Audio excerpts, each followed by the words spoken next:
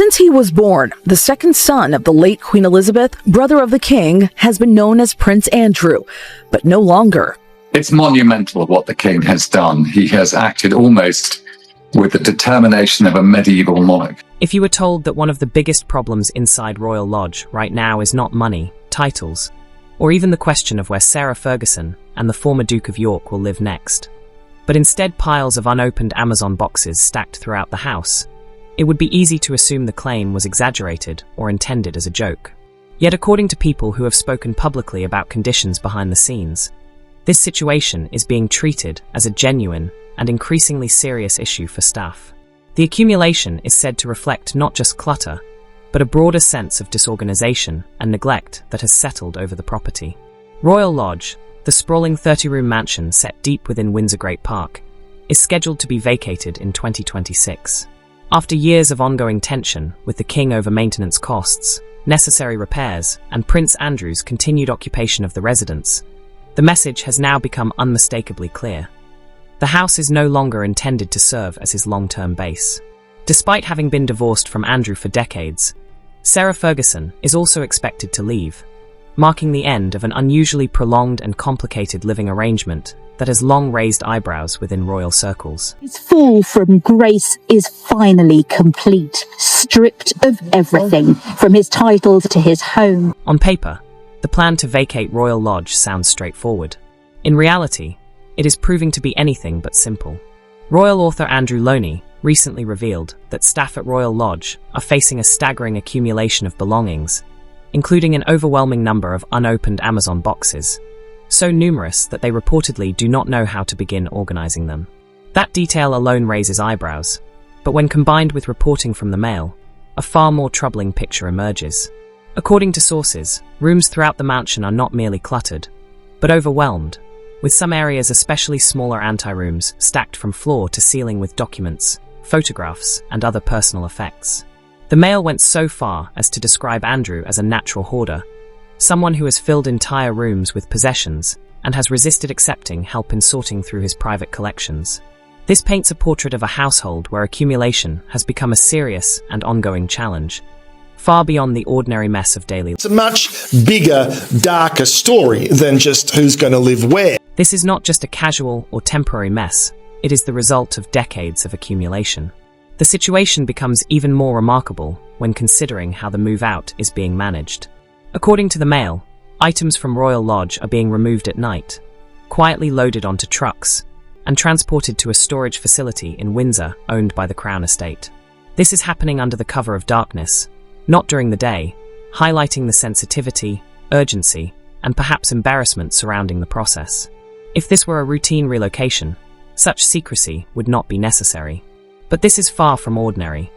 One of the most controversial figures in modern royal history is being carefully disentangled from a property he was never intended to occupy permanently. Despite these nocturnal removals, sources suggest that the process will take considerable time, primarily because there is simply too much to move, and Andrew himself has shown little willingness to engage with the task.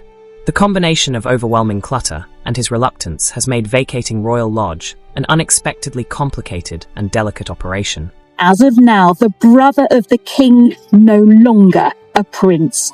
In a statement, Buckingham Palace announced, His Majesty has today initiated a formal process to remove the style, titles and honours of Prince Andrew. According to the Mail, Andrew has consistently resisted accepting help in sorting through his private collections, a behaviour that aligns with what royal watchers have long observed about him. He is known for disliking interference, resisting change, and expecting others to accommodate him rather than the other way around. Then there are the teddies. Reports of Andrew's collection of teddy bears have circulated for years, often dismissed as a quirky footnote. But in the context of this move, they take on a more revealing significance. Sources claim that Andrew is deeply concerned about how his teddy bears will cope with leaving Royal Lodge, viewing them as companions for whom the house itself was a home. According to one source, being forced to move has triggered what was described as a full-blown meltdown, with Andrew repeatedly insisting that the bears will not manage the change, projecting his own anxieties onto them in a manner reminiscent of a child. In separating his brother Andrew from all elements of title and style, that normally people who are born into the royal family. Whether one interprets the teddy bear reports literally or symbolically, they illustrate a broader pattern. Andrew forms strong attachments to objects and spaces, and struggles when those are taken away. This behavior sheds light on why the move has been slow, and why staff face additional strain. Known for strict rules and high expectations, Andrew's resistance complicates what is already a monumental logistical challenge. The timing has made the situation even more awkward. In the same week that reports emerged about cluttered rooms and nighttime removals, Andrew was photographed attending the christening of his granddaughter at the Chapel Royal in St. James's Palace. The Chapel Royal is one of the most private and symbolically significant spaces in the royal household, access to which is entirely at the king's discretion. While Andrew likely felt uplifted by attending this deeply privileged event, the occasion coincided with renewed circulation of images linked to Jeffrey Epstein, highlighting the continuing shadow of past scandals. I mean, to me, I look at that and I think that it's an attention seeker. Do you really think that King Charles is going to stop in his tracks and say, actually, yeah, you're going to get the exclusive. Today, it's all about you. So I'm annoyed by that. I think that there were some fair questions shouted at him. One photo showing Andrew alongside Bill Gates spread rapidly online, later revealed to be a cropped version of a professionally taken image available through a global agency. Yet the impact was immediate. The Epstein scandal continues to resurface, embarrass the monarchy, and dominate public attention. On the very day those images circulated, Andrew and Sarah were attending a family gathering, underscoring the tension between public scrutiny and private family life. Sources indicate that Andrew is expected to move into a shoebox-sized holding property on a remote section of King Charles's private Norfolk estate at Sandringham. For someone accustomed to the spacious royal lodge, this represents a dramatic downgrade, and for a known collector, an obvious logistical and emotional challenge.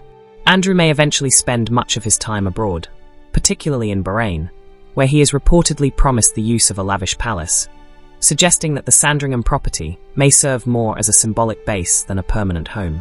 As 2026 approaches, the central question is no longer whether Andrew and Sarah should leave Royal Lodge. That decision appears to have been made at the highest level, but whether Andrew will ever be ready to fully let go.